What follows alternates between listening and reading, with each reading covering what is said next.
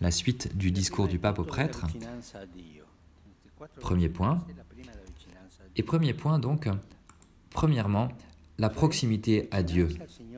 4 proximités. La première, c'est la proximité à Dieu.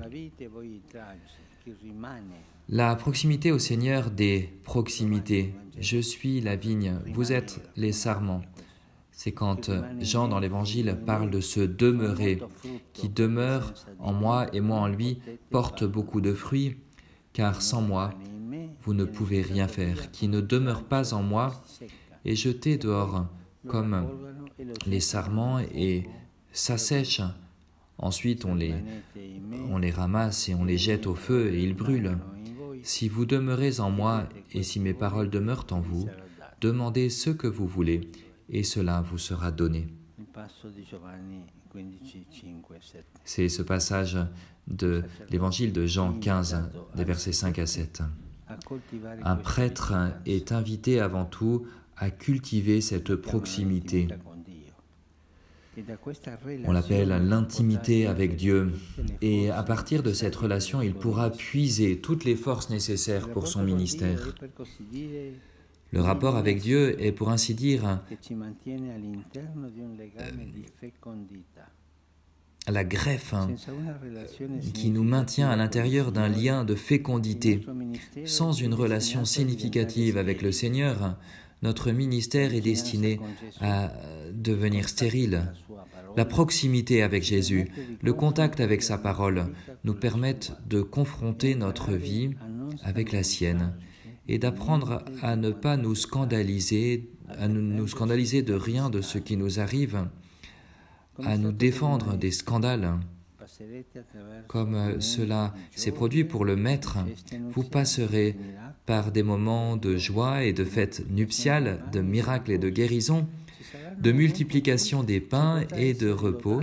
Il y aura des moments où même on pourrait être loué, mais il y aura aussi des moments d'ingratitude, de refus, de doute et de solitude, au point de dire « Mon Dieu, pourquoi m'as-tu abandonné ?» La proximité avec Jésus nous invite à ne craindre aucune de ces heures, non pas parce que nous sommes forts, mais parce que nous le regardons lui, nous nous attachons à lui et nous lui disons « Seigneur, ne permets pas que je tombe en tentation, fais-moi comprendre que je suis en train de vivre un moment important dans ma vie et que tu es avec moi pour éprouver ma foi et mon amour. » Une citation du cardinal Martini. Cette proximité à Dieu parfois assume une forme de combat.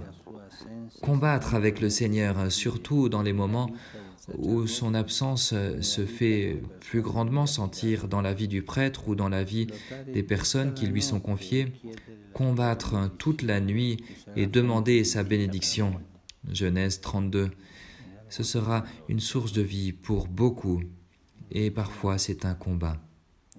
Un prêtre qui travaille ici à la curie romaine me disait, il a un travail difficile, il doit mettre de l'ordre à un endroit, et c'est un jeune, et il me disait qu'il rentrait fatigué, mais il se reposait avant d'aller au lit, devant la Vierge avec son chapelet dans la main. Il avait besoin de cette proximité. Un homme de la curie, on pourrait dire un employé du Vatican. On critique souvent les membres de la curie romaine, et parfois c'est vrai. Mais je peux dire ici et rendre témoignage qu'ici, il y a des saints, et c'est vrai. De nombreuses crises sacerdotales ont pour origine une vie de prière rare, une intimité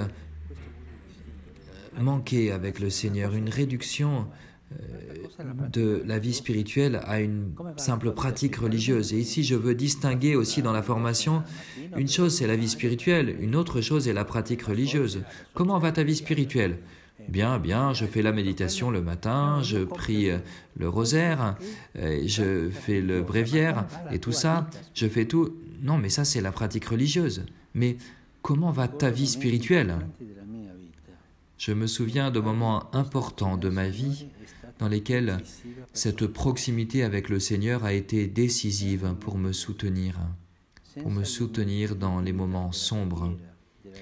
Sans l'intimité de la prière, de la vie spirituelle, de la proximité concrète avec Dieu à travers l'écoute de la parole, la célébration eucharistique, le silence de l'adoration, se confier à Marie, l'accompagnement sage d'un guide, le sacrement de la réconciliation, sans ces proximités concrètes, un prêtre est, pour ainsi dire, uniquement un ouvrier fatigué qui ne jouit pas des bienfaits des amis du Seigneur.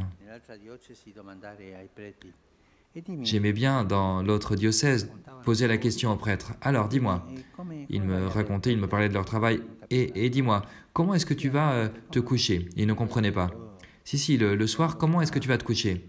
Alors il répondait, « Oh là là, je suis fatigué, je prends un sandwich et ensuite je vais me coucher, je vais au lit et devant le lit, la télévision. » « Ah, très bien. Et alors tu ne vas pas voir le Seigneur au moins pour lui dire bonne nuit ?» C'est ça le problème. Ce qui manque, c'est la proximité. C'était normal, la fatigue du travail et d'aller se reposer, d'aller voir la télévision, tout cela est licite. Mais sans le Seigneur, sans cette proximité, il avait peut-être prié le chapelet, il avait peut-être prié le bréviaire, mais sans l'intimité avec le Seigneur. Il ne sentait pas le besoin de dire au Seigneur « Allez, bonne nuit Seigneur, merci beaucoup, à demain ». Ce sont de petits gestes qui révèlent pourtant l'attitude d'une âme sacerdotale.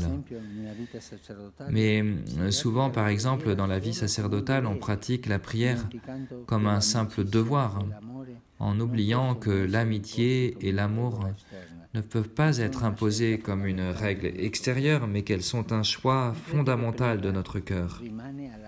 Un prêtre qui prie demeure à la racine. Un chrétien qui a compris au fond le don reçu du baptême. Un prêtre qui prie est un fils qui fait continuellement mémoire d'être fils et d'avoir un père qui l'aime. Un prêtre qui prie est un fils qui se rend proche du Seigneur.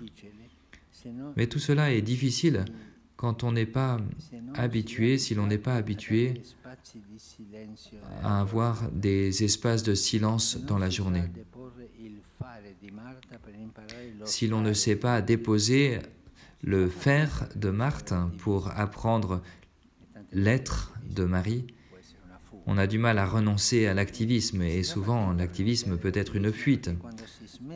On a du mal à renoncer à l'activisme parce que quand on arrête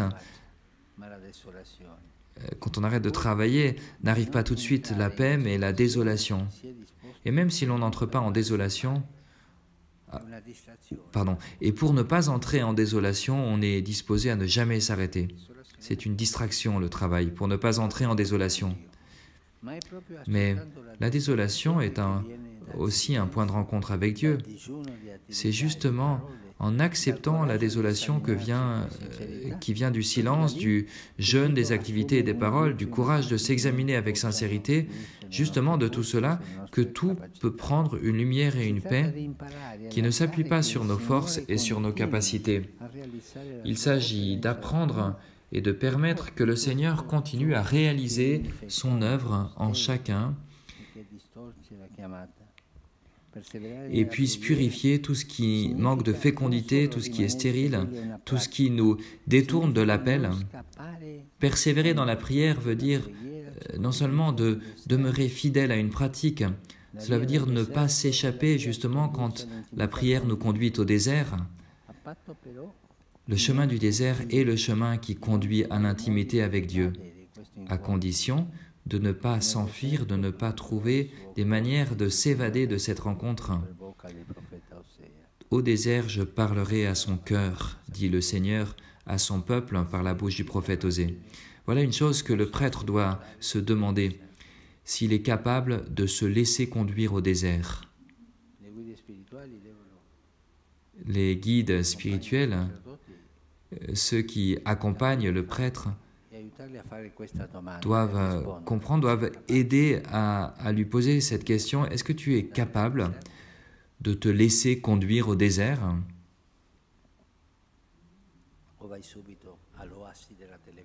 Ou bien, est-ce que tu te rends immédiatement à l'oasis de la télévision ou d'une autre chose?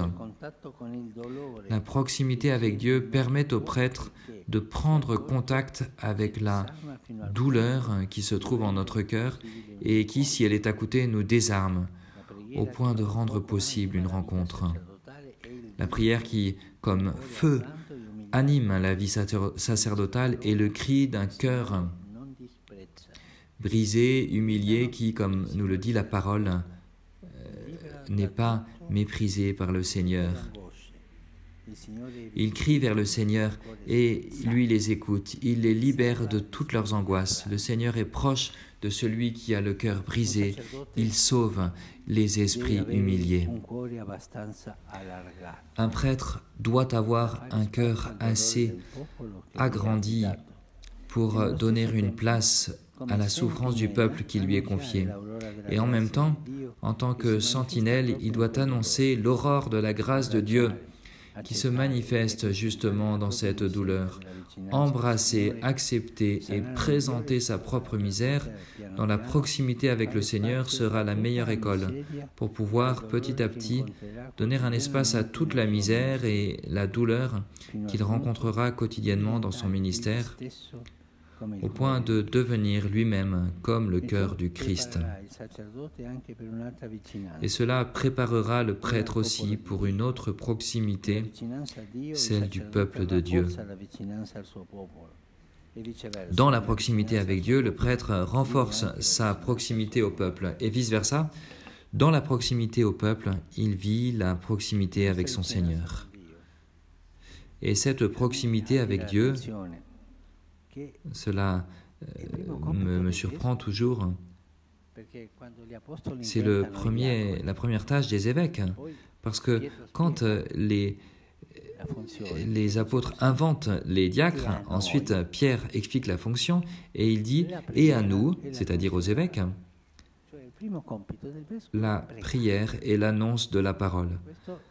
La première tâche de l'évêque donc est de prier, et cela, le prêtre doit aussi l'assumer. Prier.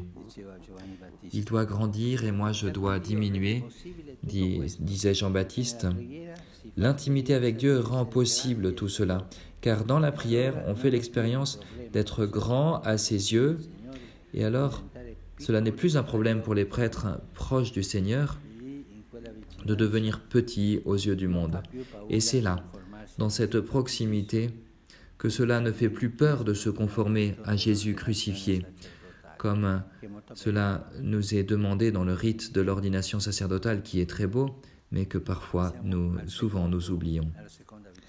Fin du premier point de la première proximité. Nous continuons ensuite.